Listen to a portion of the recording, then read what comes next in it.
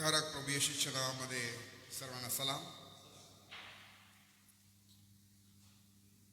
परमेश्वर देव चांगला आहे आणि पुन्हा एक वार त्याने त्याची दया आपल्यावर विपुल अशी केली आहे आणि त्याच्या त्या दयेने कृपेने या ठिकाणी आपण एकत्रित जमलेलो आहोत आणि म्हणून देवाच्या वचनाकडे आपण जाणार आहोत, लक्ष लावणार आहोत.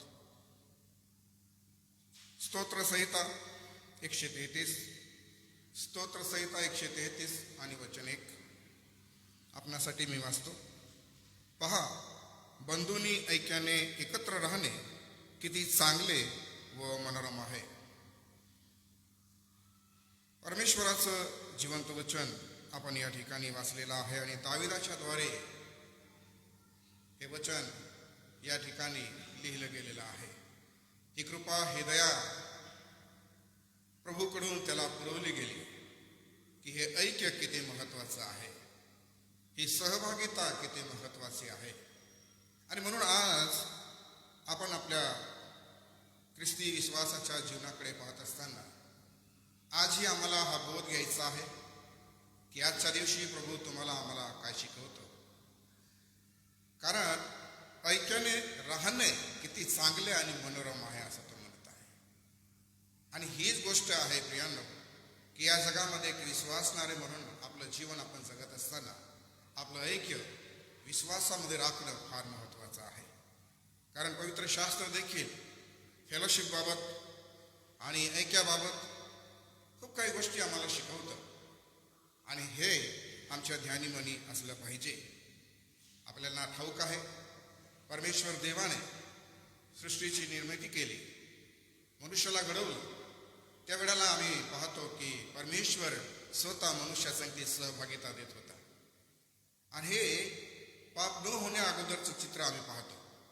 ज्यावेळेस पाप झालं नाही तर ही सहभागिता स्वतः परमेश्वर मनुष्याला देत होता. परंतु मनुष्याने ही सहभागिता गमावली, तो देवापासून दूर झाला आणि आता मनुष्याचं काम आहे की त्याने देवाच्या सहवासामध्ये यायला पाहिजे, देवाच्या सहभागितेमध्ये राहायला पाहिजे. आणि म्हणून बंधूंनी ऐक्याने राहणं, विश्वासणाऱ्यांनी ऐक्याने राहणं फार मोलाचं आहे. आणि प्रभूचं वचन आम्हाला या गोष्टी शिकवतं. कारण ऐक्य असणं हे देवालाही आवडतं. ऐक्याने आपलं जीवन बांधलेलं असणं हे देवालाही प्रिय वाटतं.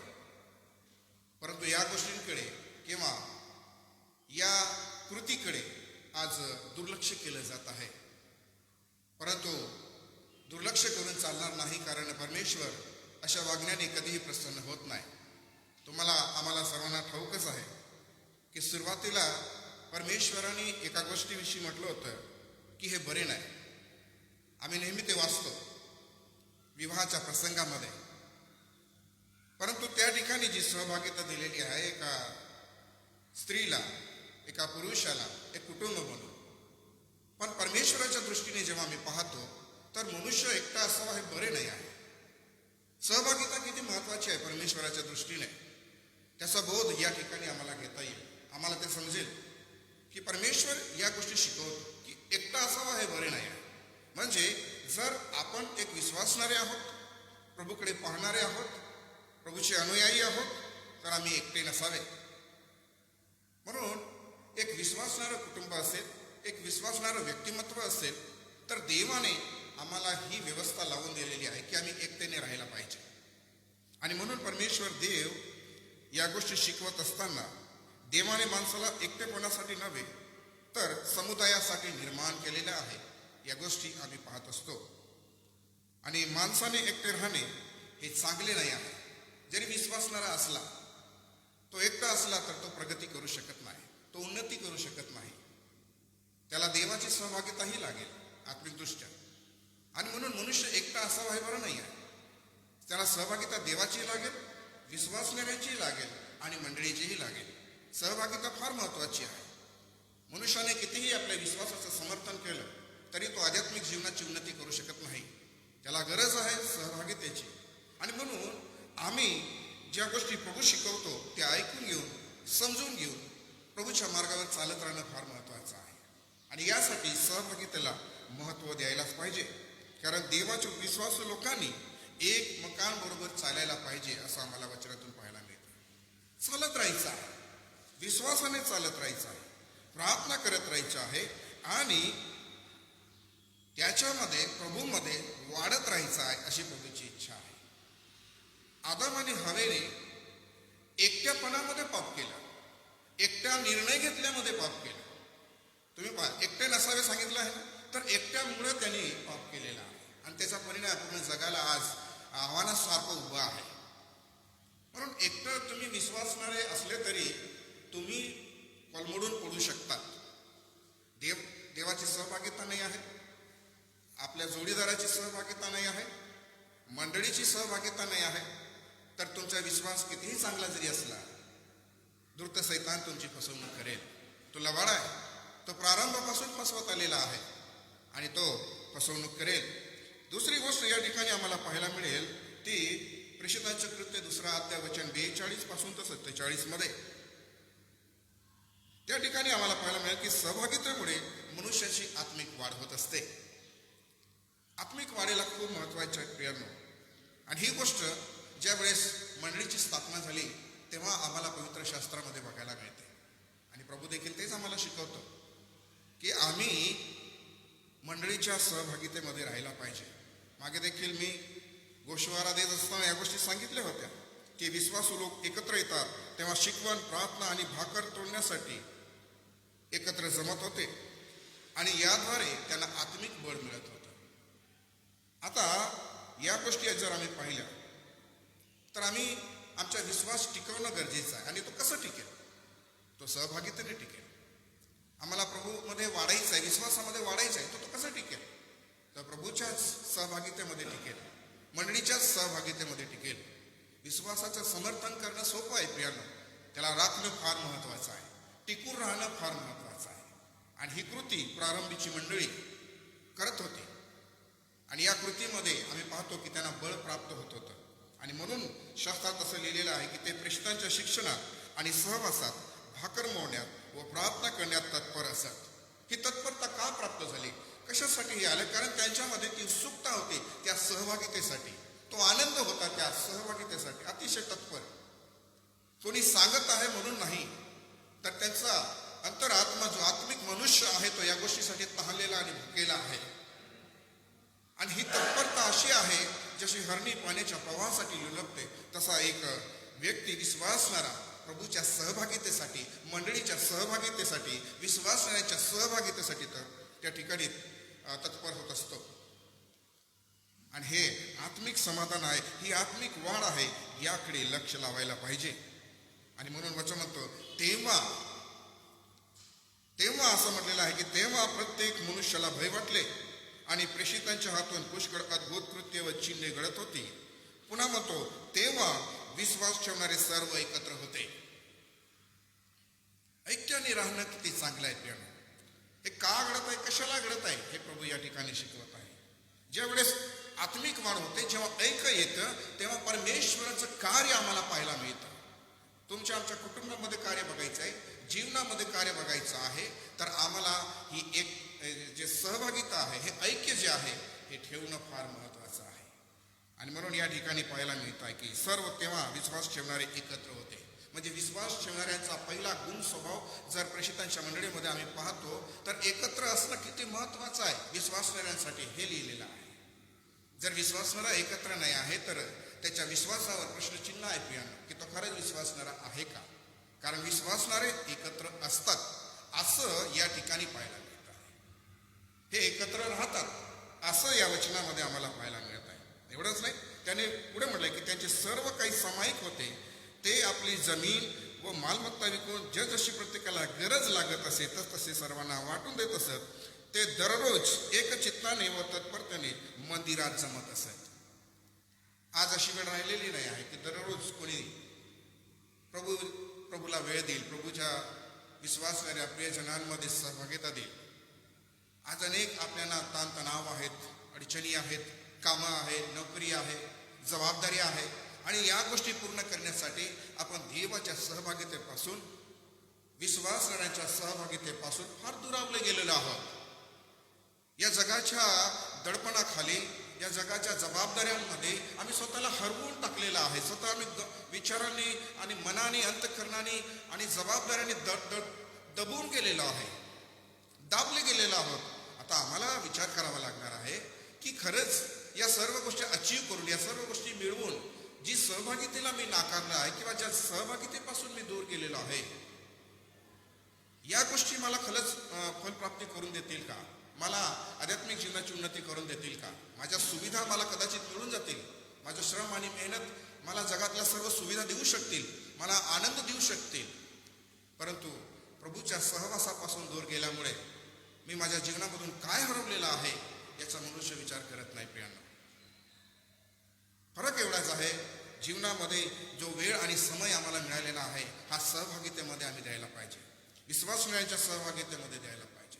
आम्ही भेटायला पाहिजे, एकमेकाला सांगायला पाहिजे की प्रभूचे वचन आणि मननामध्ये घ्यायला पाहिजे, विचारांमध्ये घ्यायला पाहिजे, देवाणघेवाण करायला पाहिजे, आपल्या विश्वासाविषयी सांगायला पाहिजे. पहा आपल्या जीवनामध्ये कशी प्रगती होते. या गोष्टी फार महत्वाच्या आहेत. आणि म्हणून एक चित्ताने आणि तत्परतेने ते मंदिरात जमत असत आणि घरोघरी भाकर मोडत असत आणि देवाची स्तुती करत हर्षाने व सालस मनाने जेवत असत. सर्व लोक त्यांना प्रसन्न असत आणि प्रभू तारण प्राप्त होत असलेल्या माणसांचे दररोज त्यांच्यात म्हणजे मंडळीत भर घालत असे, असं म्हटलेलं आहे. आज अनेक वेळेला आव्हाने येतात, परीक्षा येतात.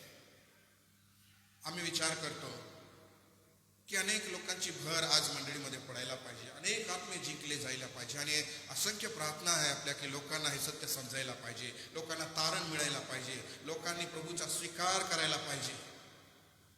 पण जी ऍक्टिव्हिटी म्हणूया, जी सहभागिता म्हणूया, ती कमी झाल्यामुळं एक काम आहे जे अडलेलं आहे.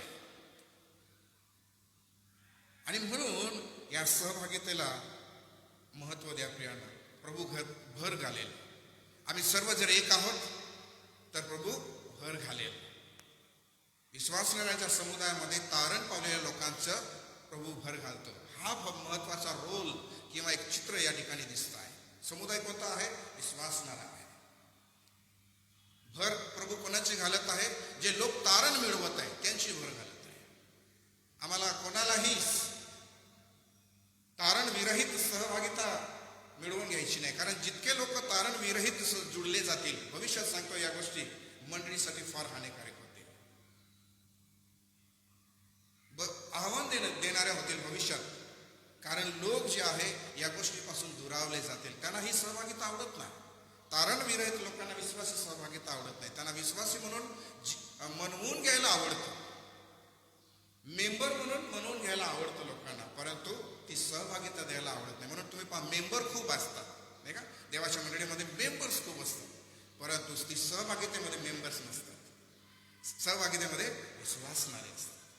आणि प्रभूचं कार्य वाढवायचं आहे, प्रभूचं कार्य पूर्ण करायचं आहे आणि आमचा उपयोग प्रभूने करावा, तर आम्ही सहभागितेकडे लक्ष द्यायला पाहिजे. कारण सहभागितेने आत्मिक वाढ होते प्रियांनो.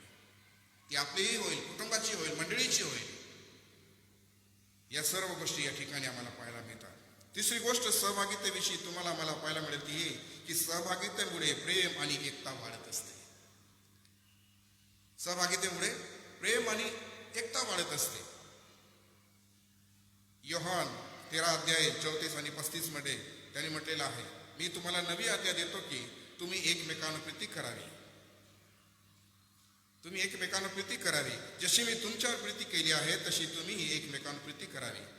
तुमची एकमेकांना प्रीती असली म्हणजे त्यावरून सर्व ओळखतील की तुम्ही माझे शिष्य आहात. या ठिकाणी आहे सहभागिता जी आहे, ही प्रेम जी आहे, प्रीती जी आहे, एकता जी आहे, ही वाढवते. पुष्कळ लोकांना मंडळीचे लोक माहिती नसतात नाही का, एकमेकाला लोक ओळखत नाही. एकाच मंडळीचे असतात, परंतु हे कोण आहे, कुठून येतात, कुठे राहतात आम्हाला माहिती नाही आहे. परंतु आपसामध्ये एक विश्वासणारे म्हणून आमच्यामध्ये प्रेम असलं पाहिजे. आपल्या एकतेमध्ये वाढ व्हायला पाहिजे. एक वेगवेगळं कुटुंब म्हणून पाहायचं नाही आहे, तर देवाचं कुटुंब म्हणून, देवाचं एक शरीर, एक अवयव म्हणून आम्ही एकमेकाला बघायचं आहे. एकमेकाला सहाय्याची गरज आहे. कोणतंच कुटुंब लहान आणि मोठं नाही आहे. ते 2 लोकांचं असेल वा 10 लोकांचं असेल, ते एक आहे ख्रिस्तामध्ये. जेव्हा आम्ही एकत्र प्रभूच्या मंदिरामध्ये येतो, त्याच्या ख्रिस्ताच्या नावामध्ये एकत्र येतो, तेव्हा ते आम्हाला पाहायला मिळतं. आणि म्हणून परमेश्वर देव या गोष्टी आम्हाला शिकवतो की सहभागिता महत्वाची आहे तुमचं प्रीती टिकवण्यासाठी. आणि ही जगाला ओळख आहे प्रियानं. जेव्हा आम्ही एकत्र येतो तेव्हा हे जग आम्हाला ओळखतं की हे कोणाचे अनुयायी आहे, हे कोणाचे शिष्य आहे, कारण आम्ही त्या प्रीतीने एकत्र येतो. या जगामध्ये एक चांगली साक्ष मंडळीची ही आहे प्रियानं की आम्ही शिष्य आहोत, त्याचे अनुयायी आहोत. आणि म्हणून हे प्रीतीने सहभागिता देतात. आपली सहभागिता कशासाठी आहे? प्रीतीने आहे. एकता वाढते आमची. आणि म्हणून जेव्हा आपण एकमेकांची सहभागी होतो तेव्हा ख्रिस्ताचे प्रेम जगासमोर प्रगट होते प्रिया. म्हणून सहभागिता द्या. सहभागितेसाठी उत्सुक व्हा, तहलेले व्हा की माझ्या बहिणीला, माझ्या भावाला मला भेटायचं आहे, माझ्या प्रभूचं वचन मला ऐकायचं आहे, माझ्या प्रभूच्या वचनासाठी मला प्रभूच्या दारी आणि मंदिरी मला जायचं आहे. घरोघरी भेट, घरोघरी आपण एकमेकाचा समाचार घ्यायचा आहे. या गोष्टी केल्याने, ही कृती केल्याने नक्कीच आपल्या मंडळांमध्ये, आपल्या विश्वासी जीवनामध्ये, परिवारांमध्ये एक नवीन परिवर्तन, एक नवीन संजीवन आम्हाला या ठिकाणी पाहायला मिळेल.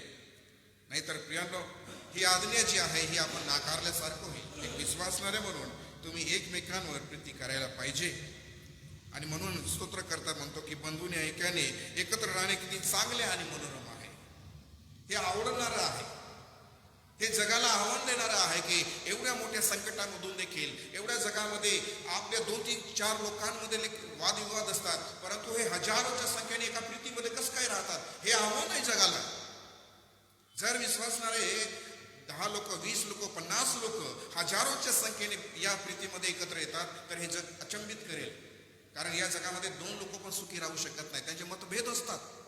पण विश्वासणाऱ्यांमध्ये तसं नसतं. विश्वासणाऱ्यांना देवाने त्या प्रीतीने बांधलं आहे ज्या प्रीतीने त्याने त्यांचा उद्धार केलेला आहे, त्यांना जवळ केलेला आहे. आणि म्हणून ते सहभागिता देतात. या जगामध्ये आम्हाला हे चांगले चित्र या ठिकाणी पाहायला मिळतं आहे की प्रभू हे आम्हाला शिकवतो, ही प्रेरणा देतो, हे सामर्थ्य देतो, हे बळ देतो, हे आव्हान देतो आम्हाला की आम्ही या गोष्टी करत राहायला पाहिजे. आणि म्हणून जी सहभागिता आहे ही पापापासून संरक्षण मिळवून देणारी आहे किंवा संरक्षण देत असते. कशी देत असते? इब्री 3:13 मध्ये म्हटल्याप्रमाणे तुम्ही एकमेकांना प्रतिदिवशी बोध करा. एकमेकांना का बोध करायचा आहे? आपल्या पत्नीला सांगा, आपल्या जोडीदाराला, आपल्या नवऱ्याला सांगा, आपल्या लेकरांना सांगा. कुटुंबाच्या एखाद्या कुटुंब आहे, संकटात आहे, अनेक कुटुंबांच्या दुःखाने संकट पाहिली जात नाही, परंतु त्यांना बोध करणं काम आहे. त्यांना जाऊन सांगणं गरजेचं आहे. प्रतिदिवशी बोध करा. ही सहभागिता जोपर्यंत येत नाही, लोकांना, अनेकांना संरक्षण प्राप्त होत नाही, अनेकांना मार्गदर्शन प्राप्त होत नाही, का लोक तिथे जात नाही. आणि म्हणून प्रभू तुम्हाला, आम्हाला या गोष्टी शिकवतो प्रियानो की सहभागिता जी आहे ती पापापासून संरक्षण देखील देते, प्रभूमध्ये उन्नती करण्यासाठी मार्गदर्शन करते. कारण सहभागिता आपल्याला चुकीच्या मार्गापासून दूर ठेवत असते. जर ही सहभागिता आहे तर चुकीच्या मार्गापासून आम्हाला दूर ठेवेल. प्रभूची सहभागिता आहे चुकीच्या निर्णयापासून तुम्ही दूर राहणार. प्रभूची सहभागिता आहे जगाच्या मलिनतेपासून तुम्ही दूर राहणार आहे. आणि याच गोष्टीसाठी ही सहभागिता आम्हाला ठेवायची आहे. सहभागिता ही स्वतः देव मनुष्यामध्ये देत असतो, परंतु मनुष्याने ते नाकारले म्हणून त्याने पाप केलं की नाही. आणि यासाठी तुम्हाला, आम्हाला पण हे आव्हान आहे प्रियानो की या सहभागितेसाठी आम्ही किती तहानलेले आणि भुकेले आहोत. प्रभू, ही सहभागिता आम्हाला पुन्हा त्याच्यामध्ये अनुभवण्यासाठी तू कृपा पुरव, जी आम्ही हरवून दिलेली आहे. प्रभूच्या सहभागितेमध्ये जो आनंद आहे तो जगातल्या कोणत्याच गोष्टीमध्ये नाही आहे. लोक शांत स्थळी शोधतात, लोक असं ठिकाण शोधतात जिथे आपल्या मनाचं समाधान करू शकतील, परंतु प्रभूकडे ही सहभागिता आहे जिथे सर्व प्रकारचे समाधान तुम्हाला पाहायला मिळेल, सांत्वन तुम्हाला पाहायला मिळेल. तुम्ही दुःखी असाल तर प्रभूकडे या, तुम्ही हरवले असाल तर प्रभूकडे या. सहभागिता देऊन तर बघा.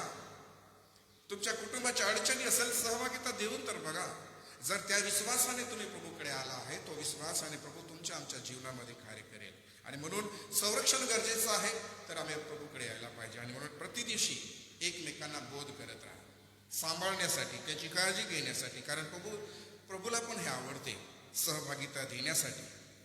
आणि म्हणून देवाच्या सहभागितेमुळे त्याच्या उपस्थितीचा अनुभव घेण्यासाठी आपण विसरू नये. जो अनुभव तो आम्हाला देतो तो आम्ही घेत राहायचा आहे. कारण त्यांनी मत्तई 18:20 मध्ये म्हटलं आहे, जेथे दोघे किंवा तिघे माझ्या नावाने जमले आहेत तेथे त्यांच्यामध्ये मी आहे. जर ख्रिस्ताच्या नावामध्ये आम्ही आहोत तर तिथे कोण आहे? प्रभू आहे, मी आहे असं म्हणतो आहे. आणि म्हणून हे त्या ठिकाणी असलं पाहिजे. आणि म्हणून जो महत्वाचा भाग आहे तो हेच आम्हाला शिकवतो की जसे शरीर एक असून त्याला अवयव पुष्कळ असतात आणि त्या शरीराचे अवयव पुष्कळ असून सर्व मिळून एक शरीर बनते, तसाच ख्रिस्त आहे. कोणताही अवयव वेगळा राहू शकत नाही. सर्वांनी एकत्र काम करणे आवश्यक आहे प्रियांनो. आणि यासाठी जो याचा जो सारांश आहे मी थोडक्यात तुम्हाला सांगतो तो असा की पवित्र शास्त्रानुसार जी सहभागिता आहे ती पर्याय नसून आपली गरज आहे. हा पर्याय आहे असं नाही आहे, तर ही आपली गरज आहे आणि ही गरज आम्ही पूर्ण करायला पाहिजे. कारण ती आत्मिकदृष्ट्या आम्हाला मजबूत करते, ती प्रीतीने आम्हाला बांधते, ती आम्हाला विश्वासामध्ये टिकवते आणि ख्रिस्तासारखे जीवन जगण्यासाठी शिकवते. ही सहभागिता आहे आणि या सहभागितेसाठी या गोष्टींना पहा प्रियांनो. आम्हाला टिकून राहायचं आहे, देवाच्या राज्यात जायचं आहे, आम्हाला पारितोषिक मिळेल असा आमचा भरोसा आहे. तर या गोष्टी एक विश्वासणारे म्हणून आम्ही आमच्या जीवनामध्ये रोज बघायच्या आहे, जेणेकरून ख्रिस्ती जीवनात मंडळीमध्ये असलेली सहभागिता, प्रार्थना गटांमध्ये असलेली सहभागिता, विश्वासू समाजांमध्ये आणि सक्रिय जे लोक आहेत त्यांच्यामध्ये सहभागिता ठेवणे किती महत्त्वाचं आहे हे प्रभूचं वचन आम्हाला शिकवते. आणि म्हणून स्तोत्रकर्ता म्हणतो की पहा, बंधूंनी ऐक्याने एकत्र राहणे किती चांगले आणि मनोरम आहे. तर माझा विश्वास आहे की ज्या गोष्टी थोडक्यात आम्ही ऐकून घेतलेल्या आहे, हा सहभागिता एक मोठा विषय आहे. द गॅदरिंग असं म्हणून तुम्ही जर त्याचा अभ्यास केला तर एक मोठा विषय आहे आणि गहन देखील आहे, परंतु थोडक्यात हे आपण मनात आणलेलं आहे. आणि नक्कीच प्रभू देव तुम्हाला या वचनाच्या द्वारे आशीर्वादित करेल. थँक्यू.